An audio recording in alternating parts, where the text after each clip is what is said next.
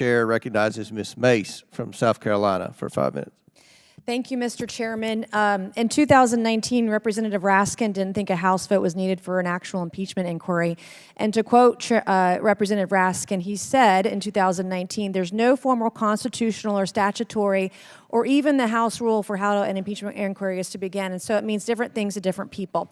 I don't want to hear another word from the left or anyone across the other side of the aisle about impeachment inquiry. This is complete and total hypocrisy this morning. Today, we're going to bring the facts. Today, we are going to bring the evidence. In 2017, the Joe Biden family teamed up with Chinese company CEFC to make millions off of granting access to Joe Biden.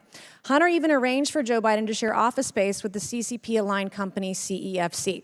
My Democrat colleagues say none of this is relevant because Joe Biden wasn't vice president while his family did these shady deals.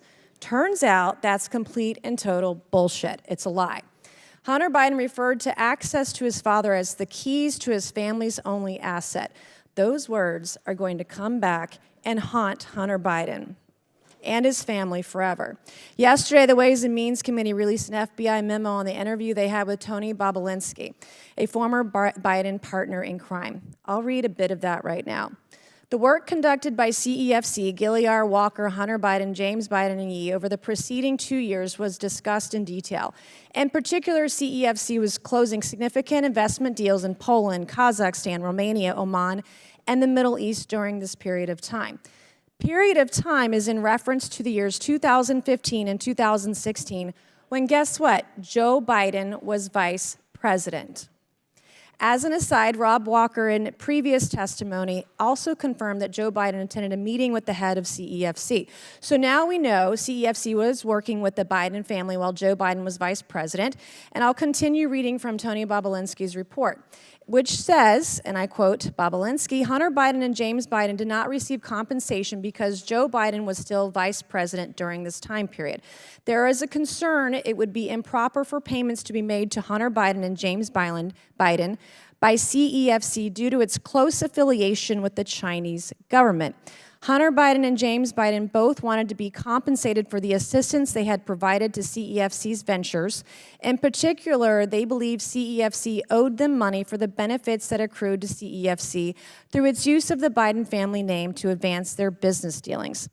The Bidens, coincidentally, were paid over $1 million by CCP-affiliated Chinese company CEFC shortly after Joe Biden left office as vice president. Now we know why, because it was back pay. I'm going to show another image. This is a text message between Hunter Biden and Gong Wendong, an agent of CEFC. Hunter says, my uncle will be here with his brother, in all caps, who would like to say hello to the chairman. He goes on, Jim's brother, if he's coming, wants to say hello. His uncle's brother. I wonder who that could be. I can't quite figure it out. Hunter puts brother in all caps, and it doesn't take a genius to figure this out, but since I'm not always dealing with geniuses, and Washington, D.C. has been illustrated today, I'll spell it out. The brother of Hunter's uncle, Jim, is Joe Biden. Why was Hunter so secretive about his father? I'm going to tell you why. It's because Joe Biden didn't want the American people to know he and his family were getting paid millions and millions of dollars from a company closely tied to the Chinese Communist Party. CEFC knew paying Biden family members was bad, so they covered it up. Hunter knew Joe Biden hanging out with CCP businessmen would be a bad look, so he tried to pull a genius move on us with this whole my uncle's brother bullshit. We already know the president took bribes from Burisma. I also want to add, betraying your country is treason. Mr. Chairman, I ask unanimous consent to enter into the record this text message between Hunter Biden and Gong Wendong and the FBI memo regarding their interview with Tony Bobulinski, showing Joe Biden's connections to CFC during his vice presidency. Without objection, so ordered. Professor Turley, we got 30 seconds. In your experience in reviewing cases of fraud, do people who are conducting legitimate business usually go through these efforts and hoops to keep their foreign entanglements hidden? Yes, the issue with influence peddling is that It can, in some circumstances, be legal, but it's not something that necessarily is made public. The public does not buy into the idea that you can sell your family brand if it's influence peddling. So what happens with influence peddling is that you often have the commission of crimes that conceal it, and to take steps so that it's not public. That may include, but it's not necessarily the reason in this case, but it may include the failure to pay taxes, the failure to register as a foreign agent.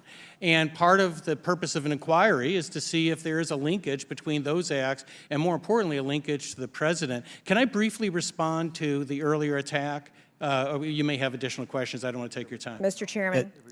I'm sorry, the gentlelady's over time. Okay. But we'll work with you on that because I do think you need to respond to that ridiculous statement. Now, Chair recognizes